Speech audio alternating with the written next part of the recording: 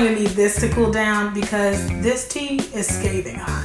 Here are 7 things your employees of color do not want from you or your organization, and some things you can offer instead.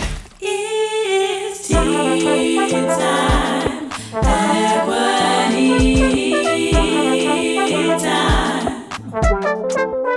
Let's get into it. Hey there, good people. It's me, Jessica Anderson, equity strategist and marketing project manager here for Tea Time, as in equity time, to tackle all things race equity for learning organizations. And in this episode, we're talking about what Black and brown employees need from their organizations. Number 7. An empty public statement about your commitment to social justice. We're tired of statements. If your plan is to reflect on the ways that your organization can indeed improve and forward the cause of equity, let's see some thoughtful action. Connect with those on the margins. Include them in your decision-making process and redesign systems and policies that perpetuate inequity in your organization. Number 6. 1 or 2 new hires of color to then absolve you of lack of diversity. The presence of diversity does not guarantee the presence of inclusion or equity in your company's culture. And let's be clear, 2 new Black staff won't suddenly make you diverse either. Commit to ongoing work around diversifying your staff and retaining your staff of color. Number 5, I hope you're listening for this one. Requests for unpaid labor and expertise to help you or your company navigate diversity, equity, and inclusion. There's plenty of invisible labor done by Black, Indigenous, Latinx, and fellow employees of color every day. If you plan to invest in creating a more equitable company, invest your dollars in the Black and brown leaders and thinkers who help you improve.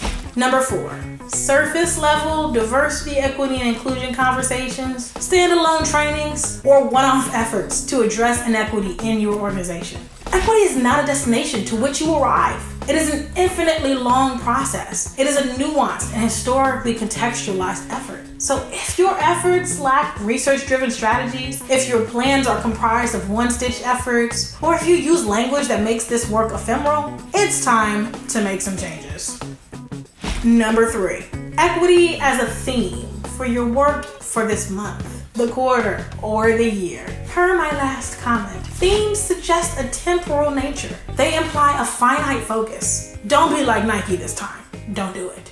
Number 2, elevating and focusing on white experts or leaders in your efforts to learn more about equity or address your internal culture. There are plenty of Black, Indigenous, Latinx, and fellow scholars of color. If you cannot find them, cite them, pay them, and honor them for this work, that's not on them. And finally, number 1, request to support or engage the work of bettering you or the company without any acknowledgement of or value for the psychological and emotional toll that it takes on us as people of color.